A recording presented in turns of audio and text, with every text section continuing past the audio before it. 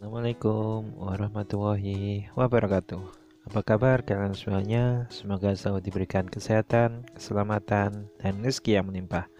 Amin. Pada kesempatan kali ini kita akan belajar bersama materi PS kelas 8 bersama saya, Bapak David Prastio. Kali ini kita akan membahas tema interaksi antar negara ASEAN. Interaksi antar negara yaitu hubungan internasional yang melibatkan entitas berdaulat, yakni negara yang melintas wilayah teritorialnya. Dari interaksi ini, maka negara-negara akan melakukan kerjasama antar negara ASEAN, di mana kerjasama ini meliputi bidang politik, ekonomi, sosial, budaya, pendidikan, dan lain-lain. Dari kerjasama ini, maka akan dibuat suatu prinsip, di mana prinsip ini akan mendasari perjanjian yang akan dibuat, di mana ASEAN membuat Treaty of Amity and Cooperation in Southeast Asia, di mana hal ini ditandatangani di Bali pada tanggal 24 Februari 1976. Selanjutnya, yang akan kita bahas yang pertama adalah pengertian faktor pendorong dan penghambat kerjasama. Kerjasama antar negara adalah menjalin hubungan antara dua negara atau lebih demi mencapai kesepakatan. Faktor yang akan mendorong kerjasama yaitu karena adanya persamaan dan perbedaan sumber daya alam, wilayah, teknologi, dan juga budaya. Faktor penghambat kerjasama yaitu perbedaan ideologi, konflik dan peperangan, kebijakan protektif. Karena perbedaan ideologi akan menimbulkan konflik dan menghambat visi dan misi ASEAN.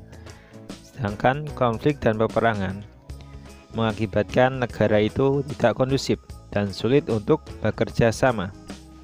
Kebijakan protektif itu tujuannya melindungi kepentingan dalam negeri, di mana perbedaan kepentingan tiap-tiap negara itu akan menjadi penghambat bagi kerjasama antar negara.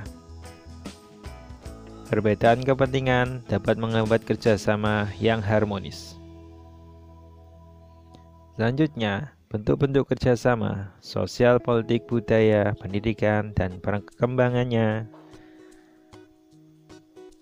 Dari mulai bentuk kerjasama ASEAN di bidang sosial dan budaya, itu bisa kita lihat sebagai contohnya adalah bidang pembangunan sosial, sumber daya manusia, peningkatan kesejahteraan, program peningkatan kesehatan, makanan atau obat-obatan, pertukaran budaya dan seni, festival film, maupun pariwisata antar negara ASEAN.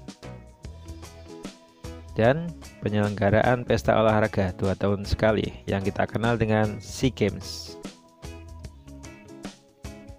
Selanjutnya, kerjasama di bidang ekonomi, sebagai contohnya adalah pembukaan pusat promosi ASEAN, penyediaan cadangan pangan, proyek industri, perdagangan bebas atau kita kenal dengan AFTA, kooperasi ASEAN.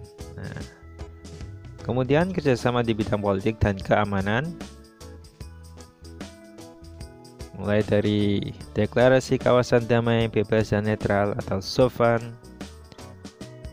Treaty of Amity and Cooperation,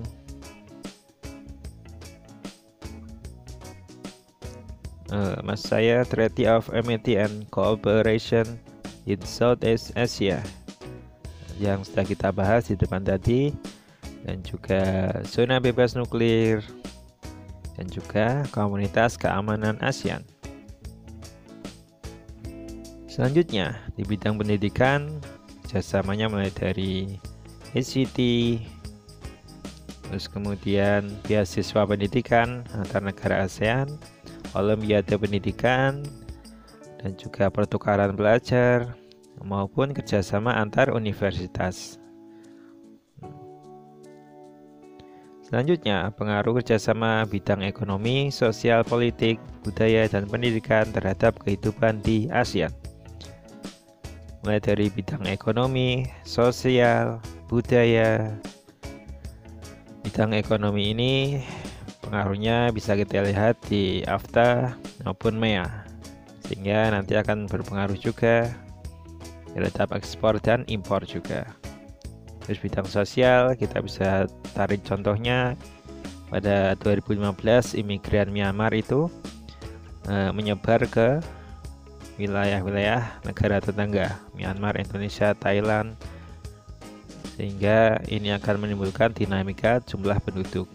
Untuk bidang budaya, ini dampaknya bisa menjadi promosi budaya masing-masing negara.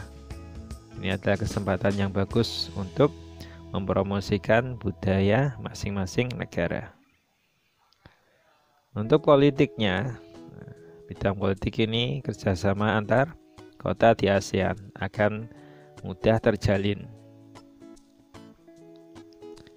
Dan untuk bidang pendidikan, ini akan meningkatkan mutu pendidikan di negara ASEAN.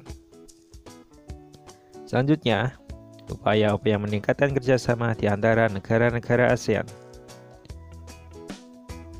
yaitu kita bisa lihat di mana mereka mengadakan kesepakatan zona perdagangan bebas atau AFTA dan juga MEA. Terus kemudian juga mengadakan event kebudayaan dan juga olahraga seperti SEA Games tadi. Dan juga kerjasama antar sekolah maupun universitas di kawasan ASEAN. Sekian yang bisa saya sampaikan. Terima kasih atas atensi kalian. Jangan lupa belajar di rumah ya, walaupun keadaan kita masih pandemik, tapi jangan menyurutkan semangat kalian untuk belajar dan belajar. Jika kalian suka dan berkenan, like, comment, share, and subscribe jika video ini bermanfaat. Saya akhiri. Wabillahi taufiq wal hidayah. Wassalamualaikum warahmatullahi wabarakatuh.